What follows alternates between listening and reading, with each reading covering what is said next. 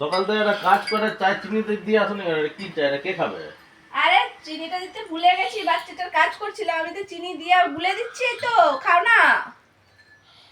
সকাল থেকে বিরাট কাজ করেছে নাকি? 8-9টার সময় ঘুম থেকে উঠে, হ্যাঁ 10টার সময় একটা চা পাচ্ছি।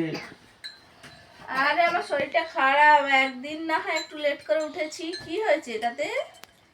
একদিন তোমার ডিউটি নেই, বাচ্চাদের স্কুল ছুটি, তাই একটু লেট করে উঠেছি। এরকম করো কেন? সারাক্ষণ ভাল লাগে না কিন্তু, সব ছেড়ে চলে যাবো। যাও যাও যাও যাও, হ্যাঁ ক্ষমা করো। আচ্ছা ঠিক আছে, চিন্তা করতে হবে না, চলে যাবো। ঠিক আছে, চাটা খাও, চাটা খেয়ে দিয়ে না তোমার চা খাবো না। না না, চাটা না, খেয়ে খাবো দিয়ে ভাত খেয়ে দিয়ে বেরো, নাহলে কি বলবো। না বাবা, মানে আমি যাতে সব রান্না বান্না করে খাইয়ে দিই, তুমি ঘুমাবে আর আমি যাতে পালিয়ে যাই।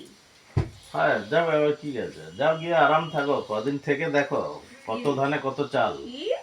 কদিন থেকে দেখো। ওটা আমার ঘর, কি ধানে চাল বলো? আমি যখনই যাব আমি থাকতে পারবো ওখানে। তাহলে থাকো 3 মাস থেকে দেখো, আমি তো 3 চাইছি। মাস হ্যাঁ কেন, সারা জীবন থাকবো। পড়ে পড়ে সারা যাচ্ছে। জীবন 3 মাস থাক।